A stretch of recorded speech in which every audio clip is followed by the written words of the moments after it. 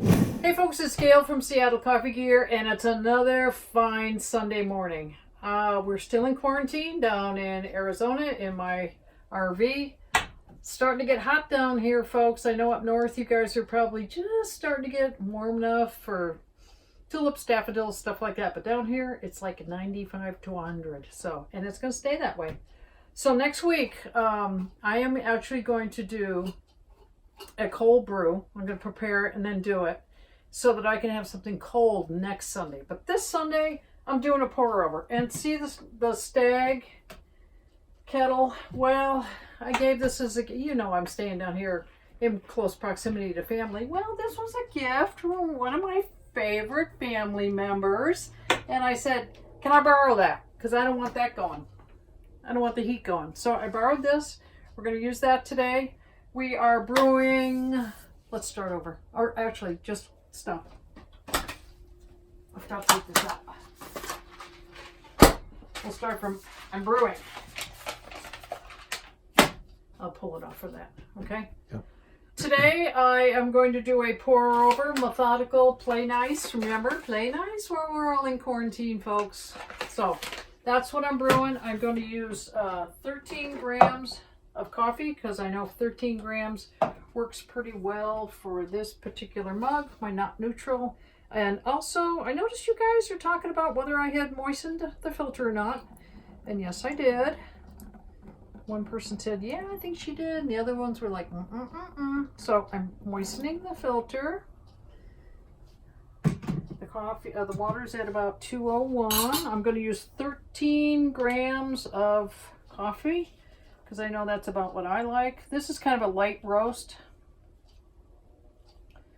Good stuff.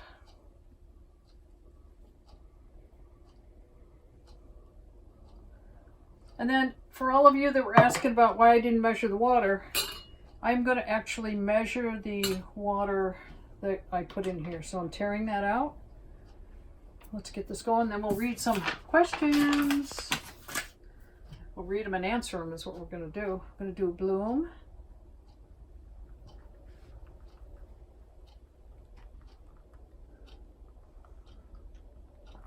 That's about 29 grams of water right there. Just let that sit for about 30 seconds. How do you guys brew on your weekends when you don't have to be at work or, get up and get going right away? Let me know down below. Comments, in the comments down below. Let us know. It's looking good. Smells good too.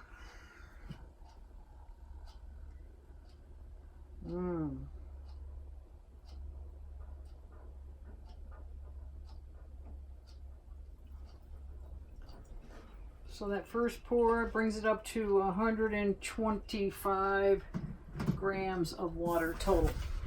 And I know one more pour like that will actually fill that cup perfectly. All right, so let's see what we got going on here. CES 747 writes, I typically use my bottomless portafilter, or about 20 grams of ground coffee, but I'm trying to get the beans to last longer and trying to dial things in for my single shot basket that came with my Rocket Mazzafiato. Having a bit of trouble. Any advice? Well, I have played around with the single shots, whether it be the Rocket or some of the other higher end machines, prosumer machines. And the single shot just doesn't render a great shot. So I really don't have any great tips because I've played around with it. There is no way of stretching the coffee. The best way I found to do it is just brew with the double shot. And if you don't want the double, unfortunately, throw some away.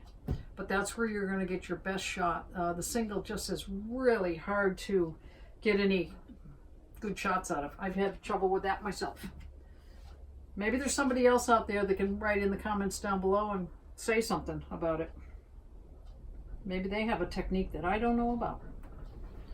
We're always open for suggestions.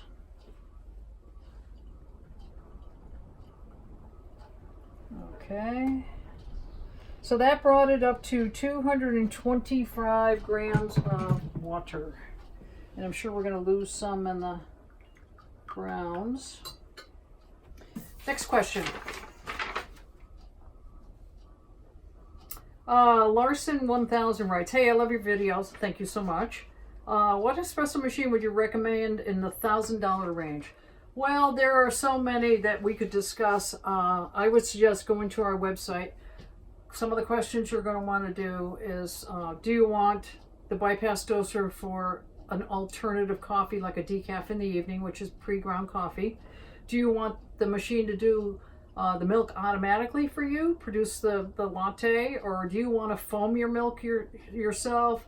How much programmability do you want this machine to have? What do you want it to look like on the countertop? There are so many different options. For a suggestion for a really nice machine that doesn't cost a fortune, I'd look at the Carina. Take a look at it. But there are so many options out there. And then if you can't decipher what you really need off of our website, call in and get on the sales line with one of our team members. They know their stuff. They're not going to talk you into the highest price. They're going to talk you into what you need. Not talk you. They're going to talk to you about the features of machines that they think will fit your needs. Still doing it.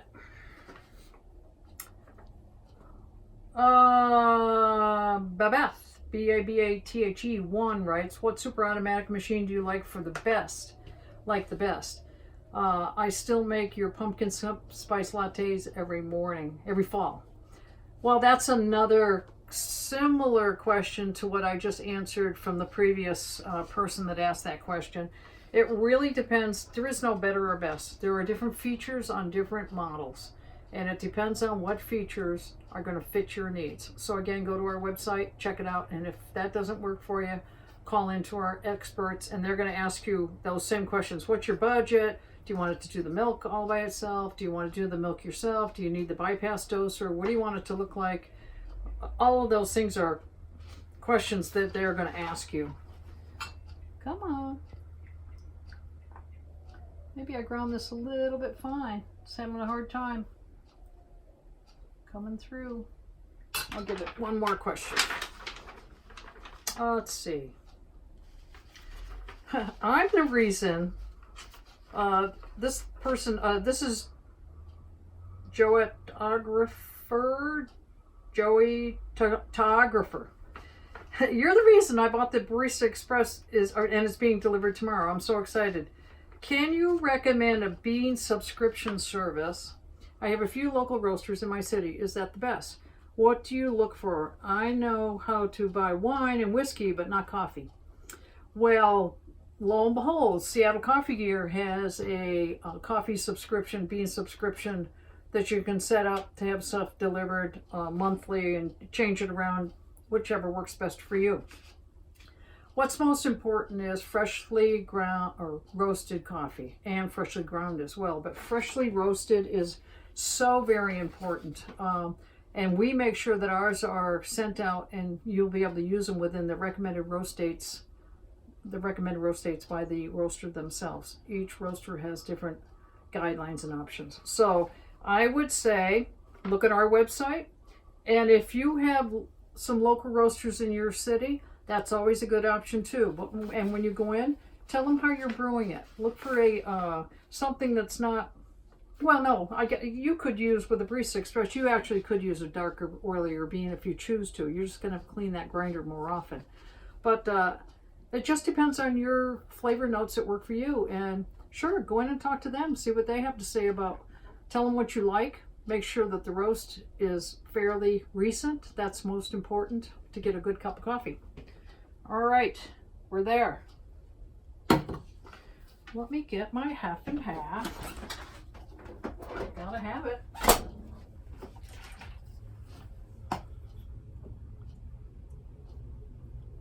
Oh yeah. Look at that. You know, it's not a latte or what, but it's a good cup of coffee. Yum. Delicious too. Delicious. Loving it. Play nice, and I'm playing nice. I think my family isn't ready to kick me out just yet.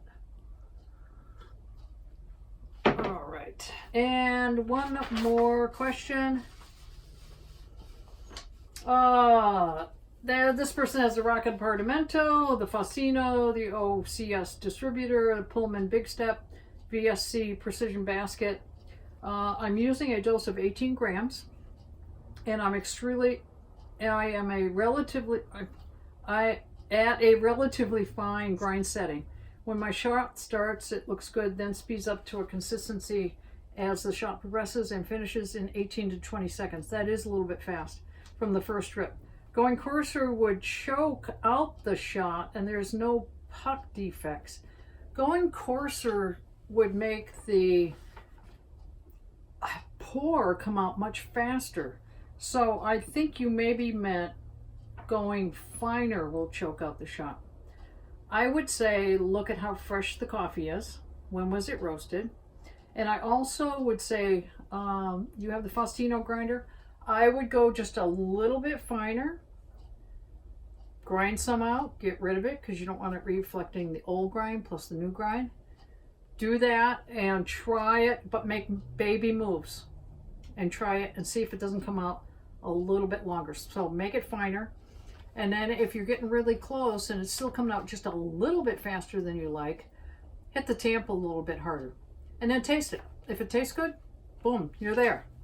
So that's, I mean, it's really a trial and error. You're looking for a 2 ounce shot to come out in 20 to 30 seconds. If it's 30 or 35, whatever tastes better, or if a shorter shot tastes better to you, it's all about the taste. So taste it. So those are my answers to your questions this week. Look forward to seeing you again next week, and stay tuned. I don't know what coffee we're brewing up next year, or next week. Not next year, next week, yes. But this week, it's plain ice. So take care, subscribe down below, and comments as well. Thanks a lot for watching.